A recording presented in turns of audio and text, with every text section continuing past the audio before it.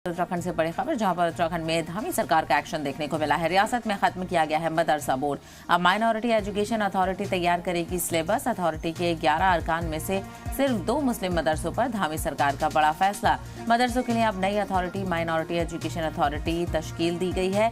Minority education authority तैयार करेगा syllabus. अब मदरसा बोर्ड का अथॉरिटी बनाएगी मदरसों का सिलेबस। धामी सरकार ने जारी किया है इस हवाले से नोटिफिकेशन।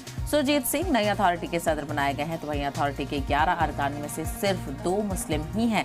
उत्तराखंड में मदरसा बोर्ड खत्म हो गया है और नई अथॉरिटी अब इसको लेकर लागू कर दी गई है। तो उत्तराखंड में मदरसा बोर्ड को खत्म किया गया और अब जो माइनॉरिटी एजुकेशन अथॉरिटी है वो ही मदरसा बोर्ड का सिलेबस तैयार करेगी। अथॉरिटी के 11 अरकान में सिर्फ 2 लोग मुसलमान हैं, बाकी के गैर मुस्लिम इस अथॉरिटी में शामिल हैं। मदरसों पर धामी सरकार का बड़ा फैसला।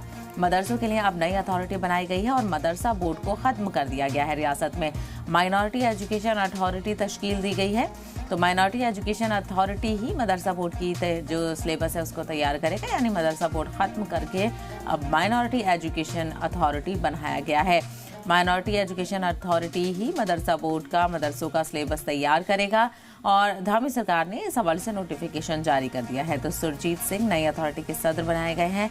अथॉरिटी के 11 अरकान में से सिर्फ 2 मुसलमान ही शामिल हैं।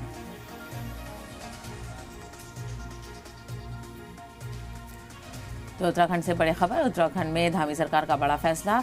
मदरसा बोर्ड को पहले ही हालांकि खत्म कर दिया गया था और अब इस पर हतमी तौर पर मोहर भी लग गई है और अब माइनॉरिटी एजुकेशन अथॉरिटी बनाई गई है जो ही मदरसा बोर्ड के सिलेबस को देखेगी।